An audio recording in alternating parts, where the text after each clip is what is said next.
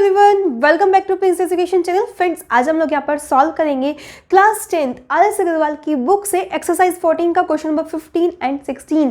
Okay, so guys I hope आप लोग previous वाले क्वेश्चन सॉल्व कर चुके होंगे। अगर आपने नहीं की है तो height and distance class 10 playlist में जाकर सारे क्वेश्चन का सोल्यूशन आपको अवेलेबल है। ऊपर आई बटन पर क्लिक करके भी आपको प्लेलिस्ट में जाकर सारे सोल्यूशन मिल जाएंगे।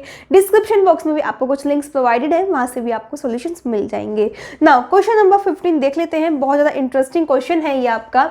सबसे पहले इस स्टेटमेंट को अच्छे से रीड आउट करना है, डायग्राम बनाना है, देन क्वेश्चन को सॉल्व करना है। सो गाइस, सबसे पहले क्वेश्चन दिया हुआ है, a TV tower stands vertically on A bank of canal. Bank of canal means नहर का किनारा। एक टीवी टावर है जो नहर के किनारे पर वर्टिकली खड़ा हुआ है from A point on the other bank directly opposite the tower. एक पॉइंट है on the other bank means other किनारे पर, जो नहर का दूसरा किनारा है उस पर एक पॉइंट है अपोजिट द टावर, टावर के अपोजिट में। ठीक है, सो गाइज एक आपकी नहर के किनारे पे, ठीक है, नहर के किनारे पे एक आपका पॉइंट है, एक टावर खड़ा हुआ है, टीवी टावर, राइट। ये मान लिया हमने, ये नहर का किनारा है और यहाँ पर क्या खड़ा है, एक टावर खड़ा है। अब इसने क्या कहा, जो नहर का दूसरा किनारा है, from A point on the other bank, दूसरा किनारा। यहाँ पर बैंक जो आपका बैंक नॉर्मली होता है वो वाले बैंक, पैसे वाले बैंक नहीं है, किनारे की बात चल रही है,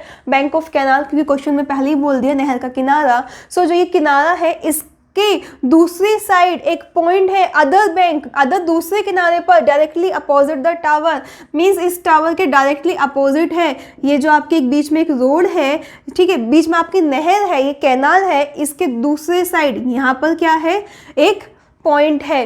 यहाँ से जब हम देखते हैं तो angle of elevation of the top of the tower कितना बनता है, ये आपका इस स्ट्रेट लाइन से यहाँ पर एंगल ऑफ एलिवेशन कितना बन रहा है आपका, 60 डिग्री बनता है। इतनी बात समझ आई आपको।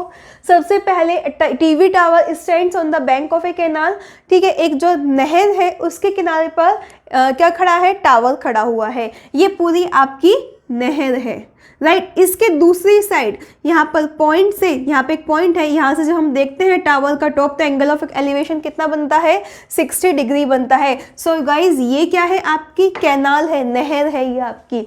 नाउ आगे हमें क्वेश्चन दिया है, from another point 20 metre away from his point on the line joining this point to the foot of the tower, the angle of elevation of the top of the tower is 30 degree.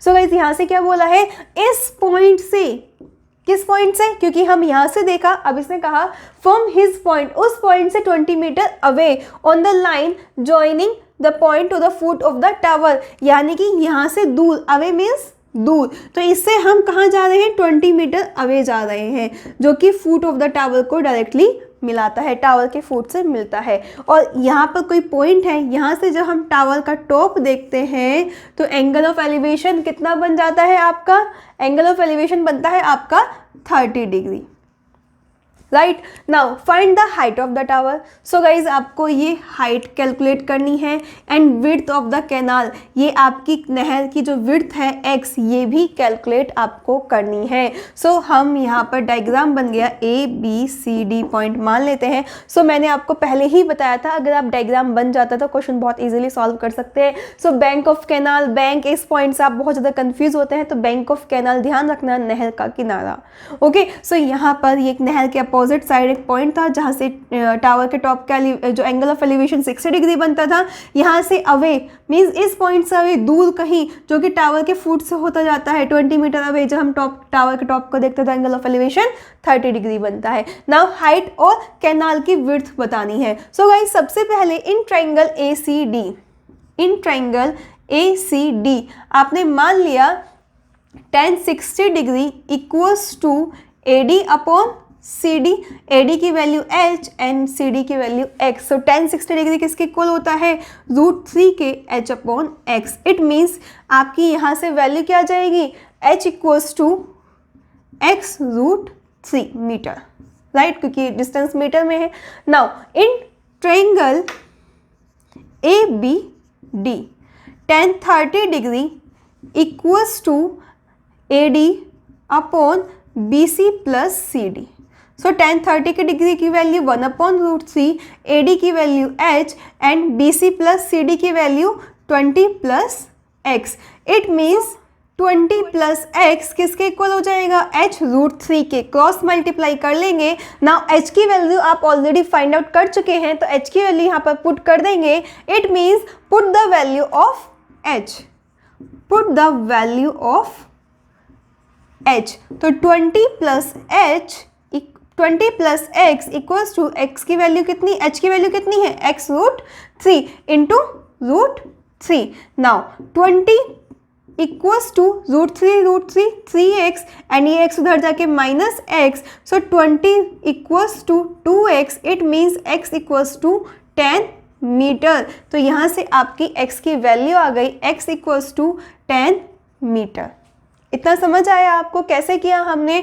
20 plus x equals to h√3 cross multiply करके h की value ये put कर दी आपने h√3. तो यहाँ पे हमने x√3 वैल्यू पुट कर दी h की जगह पर इंटू √3 क्या हो जाएगा, 3 हो जाएगा. 3x ये x इधर जाएगा माइनस x, 2x. तो x की वैल्यू 10 मीटर आ जाएगी. 2 से 20 को डिवाइड कर देंगे तो ओके. सो आपकी x की वैल्यू आ गई. नाउ यहाँ से आप h की वैल्यू फाइंड आउट कर लेंगे.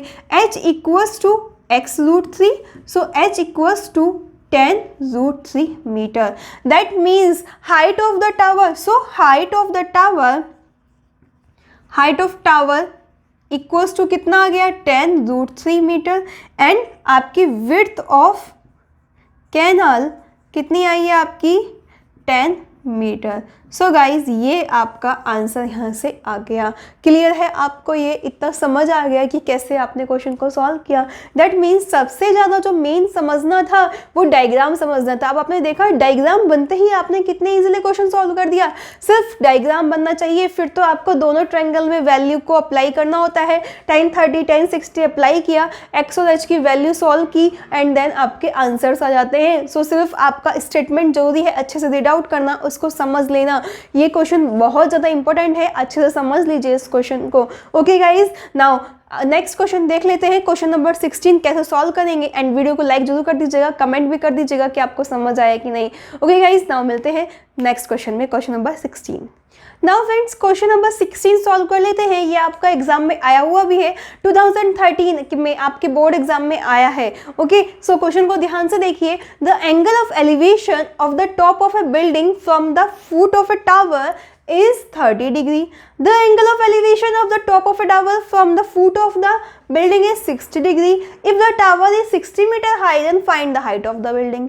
So guys, मैंने आपको बताया था क्वेश्चन आप जब भी इस रीड आउट करते हैं तो माइंड में थोड़ा सा सोच लीजिए यहाँ पर क्या बात हो रही है. एक टावर है और एक बिल्डिंग है. ऑब्वियसली टावर हमेशा बड़ा होगा एंड यहाँ पर एक बिल्डिंग है, ठीक है, इन जिनका बेस आपका सेम है, राइट. सो ये आपका टावर है और एक आपकी बिल्डिंग है. टावर तो बिल्डिंग से बड़ा है. नाउ क्वेश्चन को पढ़ लेते हैं आगे. The angle of elevation of the top of A building, इस बिल्डिंग के टॉप का कहां से, from the foot of the tower is 30 degree. Means जो ये आपका टावर है इसके फुट से इस जो ये बिल्डिंग के टॉप पे जो एंगल ऑफ एलिवेशन बन रहा है, दैट मीन्स यहाँ और इनके बीच में कितना बन रहा है, ये आपका 30 डिग्री बन रहा है. Now the angle of elevation of the top of A tower, tower के टॉप का कहाँ से, from the foot of the building. Foot of the building क्या है, कहाँ भाई, ये है बिल्डिंग का फुट. यहाँ से जब हम देखते हैं ये एंगल ऑफ एलिवेशन तो कितना बन रहा है आपका, 60 डिग्री बन रहा है. If the tower is 60 metre high, means जो टावर की हाइट है वो आपको दे दी है कितनी, 60 metre. Find the height of the building, means ये आपको h बिल्डिंग की हाइट बतानी है. ओके, सो नेम मेंशन कर दीजिए ABCD. राइट. नाउ गाइज ये जो इनके बीच के डिस्टेंस है टावर और बिल्डिंग के बीच की, ये सेम है, मान लिया x है. Now let height of building AB equals to h, ठीक है, and height of tower DC equals to कितना दिया है आपको, 60 मीटर. एंड डिस्टेंस बिटवीन किसके बीच में, टावर एंड बिल्डिंग के बीच में कितनी है आपकी, x मीटर है. ठीक है, ये हमने एज्यूम कर लिया है. Now in triangle ABC, in triangle A B C, ठीक है, in triangle A B C tan 30 degree किसके इक्वल होगा आपका h अपॉन x, कैसे, क्योंकि A B upon B C perpendicular upon base के इक्वल होगा जिसकी value h and B C की वैल्यू x है। tan 30 डिग्री की वैल्यू आपको मालूम है क्या होती है, 1/√3 होती है, इक्वल्स टू ए बी की वैल्यू कितनी है आपकी, हमने h है एंड बी सी x है, तो यहाँ से आपकी क्रॉस मल्टीप्लाई करेंगे तो x इक्वल्स टू कितना आ जाएगा, h√3 आ जाएगा। Clear. Now in triangle B D C, in triangle B D C tan 60 degree equals to किसके होगा, D C upon B C. tan 60 degree की वैल्यू आपको मालूम है कितनी होती है, √3 होती है, एंड डी सी की वैल्यू 60 दी है आपको, एंड बी सी क्या है यहाँ पर, x है। सो गाइस क्रॉस मल्टीप्लाई करेंगे तो x इक्वल्स टू कितना आ जाएगा आपका, 60 अपॉन √3 आ जाएगा, एंड यहाँ पर x की वैल्यू क्या थी आपकी, h√3 थी। सो यानी कि इक्वेशन 1 एंड इक्वेशन 2 आपकी लेफ्ट साइड इक्वल तो राइट साइड भी इक्वल होगी, इट मीन्स h√3 किसके इक्वल हो जाएगा, 60 अपॉन √3 के। नाउ h इक्वल्स टू किसके हो जाएगा, 60 अपॉन √3 इंटू √3 के, ये √3 भी यहाँ से आ जाएगा, √3 की मल्टीप्लाई करेंगे तो 3 आ जाएगा, दैट मीन्स 3 2 या 60, तो h की वैल्यू क्या आ गई आपकी यहाँ से, 20 metre. It means height of the tower कितना आ गया आपका, 20 मीटर आ गया। So height of the building क्या आ गया आपका, 20 मीटर आ गया। So guys height of the building ही आपको कैलकुलेट करनी थी कि हाइट ऑफ बिल्डिंग बतानी थी, सो आप लिख देंगे height of building equals to 20 metre. ठीक है, समझ आ गया ये आपको, ये कंसेप्ट है इसको सॉल्व करने का।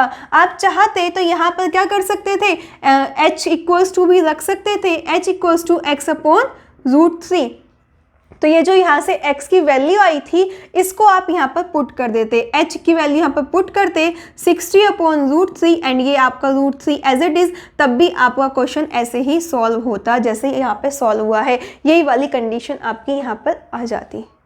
ठीक है, दोनों तरीके से सॉल्व कर सकते हैं, चाहे तो आप इस इक्वेशन को h की फॉर्म में रख दीजिए, h equals to x upon √3 metre यहाँ से, एंड देन जब आपकी यहाँ से x की वैल्यू आए तो आप यहाँ पर पुट कर दीजिए और सॉल्व कर लीजिए, या फिर जैसे मैंने आपको बताया यहाँ से भी x की वैल्यू फाइंड आउट कर ली, यहाँ से भी x की वैल्यू फाइंड आउट कर ली। सो x की दोनों लेफ्ट साइड इक्वल तो राइट साइड भी इक्वल होगी। सो इस बेस पर आपने यहाँ से इन दोनों साइड्स को इक्वल रखा एंड h की वैल्यू फाइंड आउट कर ली। जैसा आपका मन करे दोनों मेथड से कैसे भी कर सकते हैं, दोनों मेथड आपके राइट है। ओके गाइज, इस तरीके से क्वेश्चन नंबर 16 आपका कंप्लीटली सॉल्व हो जाता है। सिर्फ डायग्राम को अच्छे से समझना है कि बिल्डिंग है, टावर है, किस तरीके से इनके एंगल्स बने हैं और कैसे फिर हमने इसके बाद इजीली इसको सॉल्व किया है। सॉल्व करना बहुत इजी होता है, सिर्फ डायग्राम में प्रॉब्लम आती है। ठीक है, नाउ फ्रेंड्स नेक्स्ट क्वेश्चन 17, 18 वो सभी आप प्लेलिस्ट में जाकर देख सकते हैं, एंड इस चैनल को सब्सक्राइब कर लीजिए, अपने फ्रेंड्स को भी ज़्यादा से ज़्यादा शेयर कीजिए जिससे उनके लिए भी हेल्पफुल हो। ओके, एंड कमेंट जरूर कीजिएगा आपको समझ आया कि नहीं, एंड लाइक कर दीजिएगा। ठीक है फ्रेंड्स, मिलते हैं नेक्स्ट वीडियो में, बाय बाय, टेक केयर।